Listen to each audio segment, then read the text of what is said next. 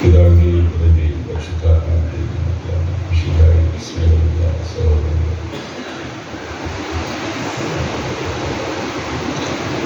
ഇന്നത്തെ വചനത്തിൽ യേശു കാൽവരിയിൽ മരണവുമായിട്ടും മല്ലിട്ടുകൊണ്ട് കുരിശിൽ തൂങ്ങിക്കിടക്കുന്ന അവസരം, പിറ്റേ ദിവസം സാബത്തായതുകൊണ്ട് യഹൂദരുടെ നിയമമനുസരിച്ച് ശരീരങ്ങളെ കുരിശിൽ കിടക്കാൻ പാടില്ല. അതുകൊണ്ട് യേശുവിന്റെ അടുത്ത് വരത്തുണ്ടായിരുന്ന രണ്ട് കള്ളന്മാർ ഇവിടെ കാല് തല്ലി ഓടിച്ചു. കാല് തല്ലി ഓടിച്ചാൽ മരണം പെട്ടെന്ന് സംഭവിക്കാനായിട്ട് സാഹചര്യമുണ്ട്. അതുകൊണ്ടാണ് കാല് തല്ലി ഓടിച്ചത്. യേശുവിന്റെ അടുത്ത് വന്നപ്പോൾ കാല് തല്ലി ഓടിച്ചില്ല. കാരണം യേശു മരിച്ചു എന്ന് മനസ്സിലായതുകൊണ്ട് പടയാളികൾ ഒരുവൻ അവന്റെ പാർശ്വത്തിൽ കുന്തം കൊണ്ട് കുത്തി. ഉടനെ അതിൽ നിന്ന് രക്തവും പുറപ്പെട്ടു. അത് രണ്ടാമത്തെ സാക്ഷ്യപ്പെടുത്തിയ സത്യം, ആ സാക്ഷ്യം സത്യമാണെന്ന് വിശുദ്ധ യോഹന്നാൻ, മുസ്ലിം വീട്ടിലുണ്ടായിരുന്ന യോഹന്നാൻ സാക്ഷ്യപ്പെടുത്തിയിരിക്കുക. അപ്പോൾ യേശുവിന്റെ തിരുഹൃദയ തിരുനാളി ആഴ്ചയില്ല. അപ്പോൾ അവസാനത്തുള്ളി രക്തം വരെയും മനുഷ്യവംശത്തിന്റെ വിമോചനത്തിനും രക്ഷയ്ക്കും വേണ്ടി ചിന്തിയ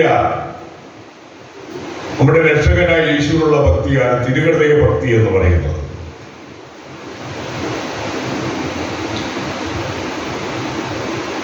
സെമിനാരിയിൽ പഠിക്കുമ്പോൾ കുറച്ച് 5-6 കുട്ടികൾ കൂടിയിട്ട് കോട്ടയത്ത് നിന്നും ചങ്ങനാശ്ശേരിക്ക് പോയി. ഒരു ദിവസം ഔട്ടിംഗ് ഉണ്ടത്. അപ്പോൾ ചങ്ങനാശ്ശേരി ആർച്ച് ബിഷപ്പ് ഹൗസിൽ ചെന്നു. ഞങ്ങൾ പിതാവിനെ, അന്ന് കാവ്കാട്ട് പിതാവാണ്, ഉണ്ണീശ്ലോകനായ കാവ്കാട്ട് പിതാവാണ്. പിതാവിനെ കണ്ട കയ്യൊക്കെ മുത്തി പല കാര്യങ്ങൾ സംസാരിച്ചപ്പോൾ തിരുഹൃദയ ഭക്തിയെ പറ്റിയും പിതാവ് പറഞ്ഞു. അപ്പോൾ ഈശോയോടുള്ള ഭക്തിയാണെന്നാണ് പിതാവ് പറഞ്ഞത്. ഈശോയോടുള്ള ഭക്തി, രക്ഷകനായ ഈശോയുള്ള ഭക്തിയാണ് തിരുഹൃദയ ഭക്തിയിൽ സൂചിപ്പിക്കുക. നമ്മുടെ രക്ഷയ്ക്ക് വേണ്ടി ഈ ഭൂമിയിലേക്ക് അവതീർണനാവുകയും അവസാനത്തുള്ളി രക്തം വരെയും ചിന്തുകയും സഹനം വഴി കാൽവരിയിലെ ബലി പൂർത്തിയാക്കുകയും ചെയ്ത, അവസാനം വരെ നമ്മെ സ്നേഹിച്ച് യേശുവിനുള്ള സ്നേഹമാണ്. അതാണ് അവസാനത്തുള്ളി രക്തം വരെയും ചിന്തിയത്. ആ ഭക്തിയാണ് തിരുഹൃദയ ഭക്തി. ആ തിരുഹൃദയ ഭക്തി പോഷിപ്പിക്കുന്ന പല വിശുദ്ധരും സഭയിലുണ്ട്. ഇന്ന് വിശുദ്ധ മേരി, മാർഗരറ്റ് മേരി അലക്കോക്ക്, നിരവധി ദർശനങ്ങൾ ഉണ്ടായിരുന്ന വിശുദ്ധയാണ്. പെർലേമോണിയയിലെ വിസിറ്റേഷൻ സമൂഹത്തിലെ സ്നേഹസമൂഹത്തിലെ അംഗമായിരുന്നു. പല ദർശനമുണ്ട്. 1673 മുതൽ 1675 വരെ ഈശോയുടെ തിരുഹൃദയത്തിന്റെ പ്രത്യക്ഷീകരണം ഉണ്ടായി. അതുപോലെ തന്നെ 1298 മരിച്ച വിശുദ്ധ മെക്കിലറ്റ്, ഒരു 1302 മരിച്ച വിശുദ്ധ ജയത്രുത്, ഇതെല്ലാം തിരുഹൃദയ ഭക്തിയുടെ ആളുകളായി. 1856 തിരുഹൃദയ തിരുനാൾ സാർവത്രിക ആഘോഷിക്കാനായിട്ട് മാർപ്പാപ്പ തീരുമാനിച്ചു. 1899 14 മാർപ്പാപ്പ മനുഷ്യവർഗം മുഴുവൻ ഈശോയുടെ തിരുഹൃദയത്തിന് പ്രതിഷ്ഠിച്ചു. ഈ വർഷം അമേരിക്ക ഈശോയുടെ തിരുഹൃദയത്തിന് പ്രതിഷ്ഠിക്കാനായിട്ട് തീരുമാനമെടുത്തിരിക്കുകയാണ്. അപ്പോൾ ഈശോയോടുള്ള ഭക്തി നമുക്കെല്ലാവർക്കും ആവശ്യമാണ്. ഈശോയുടെ സ്നേഹം ആവശ്യമാണ്. സ്നേഹമുള്ളിടത്ത് ജീവിതം ഭാരമില്ല. സ്നേഹമില്ലാത്തടത്താണ് ജീവിതം ഭാരം ഉള്ളത്. മാതാപിതാക്കൾ എന്തുകൊണ്ടാണ്? മക്കൾ നല്ല മാതാപിതാക്കൾ മക്കളെ സ്നേഹിക്കുന്നവരാണ്. സ്നേഹമുള്ളിടത്ത് വിദ്വേഷം വരും, പകയുണ്ടാകും, കൊലപാതകം നടക്കും. ഒരു കുടുംബത്തില് 6-7 മക്കളുണ്ട്. അപ്പം നല്ല കൃഷിക്കാരാണ്. 10-20 ഏക്കർ സ്ഥലമുണ്ട്. മൂത്ത പിള്ളേരെല്ലാം തന്നെ എല്ലാവരും കൃഷിക്കാരാണ്. ഇളയവൻ 10ാം ക്ലാസ് തോറ്റിങ്ങനെ പഠിച്ചുകൊണ്ടിരിക്കുക. അവൻ പണിക്ക് കാര്യമായിട്ട് അവനെ പഠിച്ചുകൊണ്ടൊക്കെ നടക്കുന്നത് കൊണ്ട് പണികൾക്ക് കാര്യമായിട്ട് സഹായിക്കാനായിട്ട് അവന് സമയമില്ലെങ്കിൽ താല്പര്യമില്ലായിരിക്കും. എന്തായാലും മറ്റവരെല്ലാവരും 20 ഏക്കർ സ്ഥലത്ത് റബ്ബർ വെട്ടുക, ഒത്തിരി പണികളുണ്ട്, അതെല്ലാം ചെയ്തുകൊണ്ടിരിക്കുക. എന്തായാലും ഈ ഇളയ മകനും ഏറ്റവും ഇളയതെല്ലാവരും കുറച്ചുകൂടെ മുമ്പുള്ളവനാണ്, ഏറ്റവും ഇളയ മൂത്തതാണ്. ഞാനീ പഠിച്ചു നടക്കുന്നത് തോറ്റിട്ട് SLC-ക്ക് അന്ന് തോക്കായിരുന്നു. എന്നാലും തോപ്പിക്കുന്നത് തോക്കണമെന്ന് ആഗ്രഹിച്ചാൽ പോലും തോപ്പിക്കാറില്ല. കാരണം 99% വിജയം. അപ്പോൾ അവനിങ്ങനെ പാലക്കോളേജിൽ പോയി 10ാം ക്ലാസ് വീണ്ടും എഴുതി പാസ്സായി കാണുമായിരുന്നു. അതായത് ഈ സഹോദരങ്ങൾ തമ്മിൽ വിദ്വേഷം ഉണ്ടായി. അതിന്റെ പരിണിതഫലമായിട്ട് രണ്ടുപേരും കൂടിയിട്ട് തീരുമാനിച്ച് ഇളവനെ കൊന്നുകളയാം. ഒരു ഞായറാഴ്ച ദിവസം കഴുത്തിൽ കയറിട്ട് മുറുക്കി അവനെ കൊന്നു. അവിടെ റബ്ബർ തോട്ടത്തിൽ കുഴിച്ചിട്ടു. ആരും അറിഞ്ഞില്ല. ഇവനെ എങ്ങനെ കാണാതിരിക്കുന്നതുകൊണ്ട് ഞാൻ ഒരിക്കലും അന്വേഷിച്ചു. ഇന്നലെ പല പ്രാവശ്യം അന്വേഷിച്ചു. ഇപ്പം പറഞ്ഞ് ഇവനെ മാറ്റി വെച്ച് കണ്ടവരുണ്ട്, ഇവനെ വയനാട്ടിൽ കണ്ടവരുണ്ട്, അപ്പം പുറപ്പെട്ടു പോയതാണെന്ന് പറഞ്ഞു. ഞാനൊന്ന് സ്ഥലം മാർക്കോട് ചോദിച്ചു. ഇതിനെപ്പറ്റി അതിലെ വിവരമുണ്ട്. അപ്പോൾ അവന് വയനാട്ടിലെ എവിടെയൊക്കെ ഉണ്ടെന്ന് പറഞ്ഞു.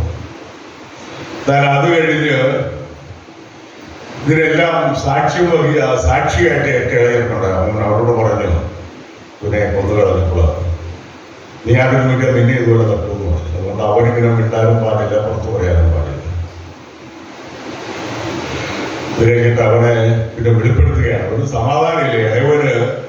ഈ സംഭവം കണ്ടിട്ട് ആരോടെങ്കിലും ഒന്നും പറഞ്ഞില്ലെങ്കിലും സമാധാനമില്ല. അതുകൊണ്ട് വർഷങ്ങൾ കഴിഞ്ഞപ്പോൾ 2 വർഷം കഴിഞ്ഞപ്പോൾ ഒരാളോട് പറഞ്ഞു. അവർ പറഞ്ഞു പോലീസിൽ അറിയിക്കാൻ പറഞ്ഞു. പോലീസ് വന്നു. അവരുടെ തോട്ടം മാന്തി ഒരു കാണിച്ചു കൊടുത്ത സ്ഥലത്ത് മാന്തി കഴിഞ്ഞപ്പോൾ അസ്ഥി കിട്ടി. ഒരു പ്രതികളായി ബിരിയാണിക്കാരെ ഒരുത്തന്റെ കല്യാണം എന്ന് പറഞ്ഞു. ഈ കേസൊക്കെ അറിയുന്നതിന് മുമ്പാണ്. ഏതായാലും അവിടെ എന്താ സംഭവിച്ചത്? സഹോദരങ്ങൾ തമ്മിലുള്ള വിദ്വേഷമാണ്. ദൈവസ്നേഹത്തിൽ നിറഞ്ഞ് മറ്റുള്ളവരോട്, സഹോദരങ്ങളോടും അയൽവാസികളൊക്കെ സ്നേഹം ഉണ്ടായിരിക്കേണ്ടവരാണ് നമ്മൾ.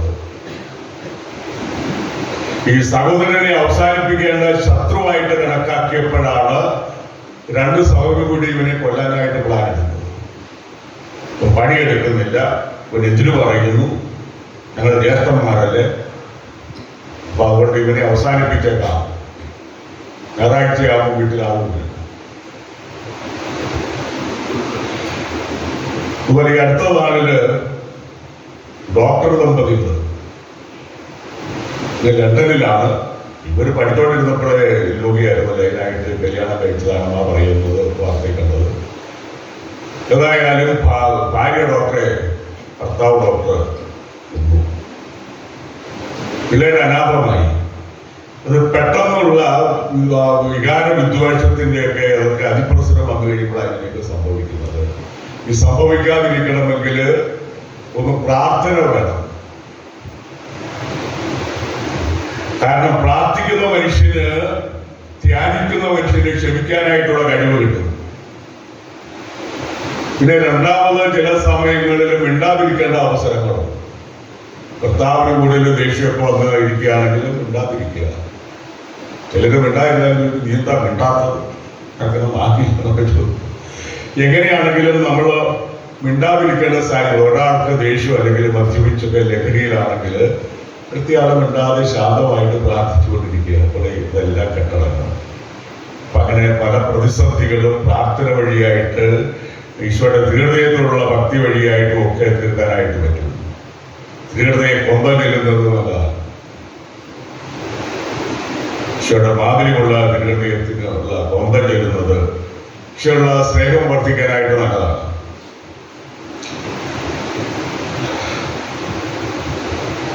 ഈശോയുടെ തിരുഹൃദയോ ഭക്തിയുള്ളവർക്ക് ആദ്യ വെള്ളിയാഴ്ചകളിൽ പള്ളിയിൽ വരികയും വിശുദ്ധ കുർബാന സ്വീകരിക്കുകയും ഉപസാരിക്കുകയും ചെയ്യുന്ന ആളുകൾ അവരുടെ ജീവിതാന്തസ്ഥിന് ആവശ്യമായിട്ടുള്ള അനുഗ്രഹങ്ങൾ നൽകും. കുടുംബങ്ങളിൽ സമാധാനം ഉണ്ടാകും. ക്ലേശങ്ങളിൽ ആശ്വാസം ലഭിക്കും. മരണസമയത്ത് അഭയം, നല്ല മരണം കിട്ടാനായിട്ട്. പരിശ്രമങ്ങളിൽ അനുഗ്രഹം, പാപികൾക്ക് കാരുണ്യം, നന്മഭക്തർക്ക് തീഷ്ണത. ഈശ്വരക്ക് കൂടുതൽ പൂർണ്ണത ഭവനങ്ങൾക്ക് ആശീർവാദം. എല്ലാ വീടിന്റെയും ആ എൻട്രൻസിൽ തന്നെ ഒരു ദൃഢനിരൂപമുള്ളത് നല്ലതാണ്. കഠിന ഹൃദയങ്ങൾക്ക് സ്പർശനം.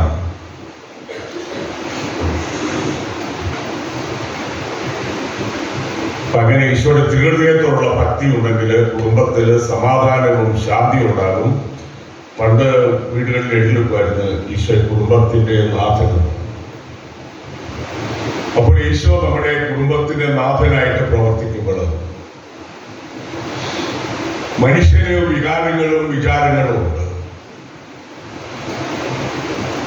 മനുഷ്യന് വികാരങ്ങളിൽ നിയന്ത്രിക്കേണ്ടത് സ്നേഹത്തിന്റെയും വിദ്വേഷത്തിന്റെയും പകയുടെയും ദേഷ്യത്തിന്റെയും ചുണ്ടിയുടെയും ഒക്കെ ശത്രുതയുടെയൊക്കെ വികാരങ്ങളുടെ അതിപ്രസരം വന്നു കഴിയുമ്പോഴാണ് കുഴപ്പമില്ല. ശാന്തമായിട്ട് പ്രാർത്ഥിക്കുന്ന മനുഷ്യർക്ക് ശാന്തതയോടുകൂടി എന്തെങ്കിലും വിദ്വേഷത്തിന് പറ്റുന്ന കാര്യങ്ങളൊക്കെ പറഞ്ഞു കഴിഞ്ഞാലും ശാന്തതയോടെയും ഉള്ളിലൊരു പുഞ്ചിരിയോടെയും പുറത്തു പുഞ്ചിരിച്ചാടി കിട്ടും. അപ്പം അങ്ങനെ നേരിടാനായിട്ട് കഴിയണം. അതുപോലെ ഇങ്ങനെയുള്ള പ്രശ്നങ്ങൾ വരുമ്പോൾ പ്രാർത്ഥിച്ചുകൊണ്ടിരിക്കുക. ഉള്ളിൽ പ്രാർത്ഥിക്കുക, ഉറക്കെ പ്രാർത്ഥിക്കണമെന്നില്ല. ഉള്ളിൽ പ്രാർത്ഥിച്ചുകൊണ്ടിരിക്കുക. അപ്പോൾ തീർച്ചയായിട്ടും അനുഗ്രഹങ്ങൾ ഉണ്ടാകും, സമാധാനം ഉണ്ടാകും, ശാന്തി ഉണ്ടാകും. അതുകൊണ്ട് വെള്ളിയാഴ്ച ഈശ്വര തിരുഹൃദയത്തിരുന്നാളാണ്. വഴിയിൽ വരികയും പ്രാർത്ഥിക്കുകയും അല്ലെങ്കിൽ ഈശ്വര തിരുഹൃദയപ്രവേശ വീടുകളിൽ നിന്ന് അംഗീകരിക്കുകയും ചെയ്യുക. അപ്പോൾ നമ്മുടെ കുടുംബങ്ങൾ അനുഗ്രഹീതമാകും. പിതാവിന്റെയും പുത്രന്റെയും പരിശുദ്ധാത്മാവിന്റെയും